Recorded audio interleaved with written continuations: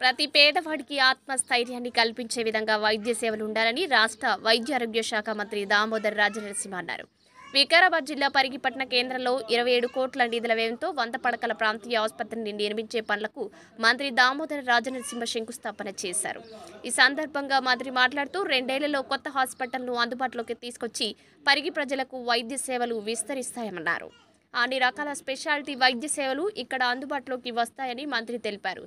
Dialysis సెంటర్లో బెడ్లు, మిషన్ల సంఖ్యను పెంచి కిడ్నీ పేషెంట్లకు ఆదుకుంటామని అన్నారు. పరిగిలో ట్రామా కేర్ సెంటర్ను ఏర్పాటు చేయబోతున్నామని, దీనివల్ల ఎంతో మెరుగైన వైద్య సేవలు అందించే అవకాశం ఉంటుందని, అత్యాధునిక వసతులతో ట్రామా కేర్ సెంటర్లు అభివృద్ధి చేయబోతున్నట్లు మంత్రి తెలిపారు. ఆ మెడికల్ ప్రొఫెషన్లో రావాలి అని తప్పున ఉన్నది. దానికి తోడు ఆ గ్రామంలో హెల్త్ అవేర్నెస్ అనేది, ఆరోగ్యం పైన ఒక అవగాహన అనేది ఆ కుటుంబానికి, ఆ గ్రామానికి కలగాలి.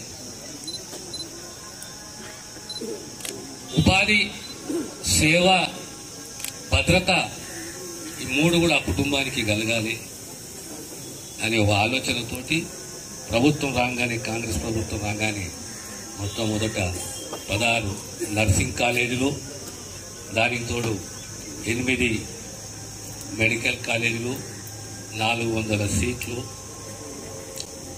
దానికి తోడు ఈరోజు పరిగిలో 30 పడకల సిఎస్సిని 100 పడకలు మార్చడము,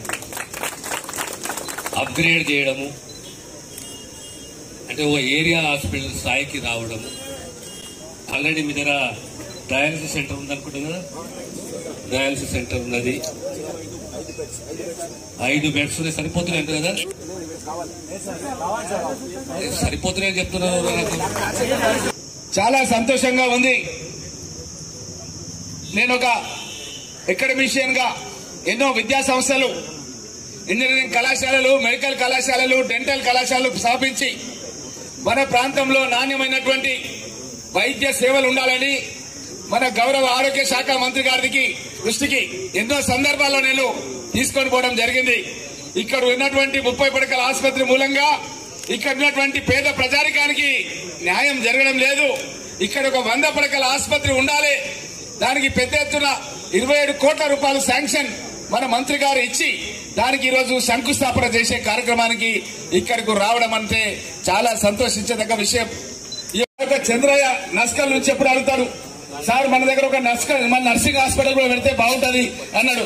మరి నర్సింగ్ హాస్పిటల్ పెట్టాలంటే మనం ఇక్కడ ఒక హాస్పిటల్ కూడా 100 పడకలది ఉంటే దానికి అటాచ్మెంట్ కింద నర్సింగ్ హాస్పిటల్ ఏర్పాటు చేయడం జరుగుతుంది. కాబట్టి ఇప్పుడు మనకు 100 పడకల ఆసుపత్రి ఒక ఏడాది లోపల పూర్తవుతుంది. కాంట్రాక్టర్ అపాయింట్మెంట్ అయిపోయిండు, పనులు నిరవధికంగా కొనసాగుతాయి.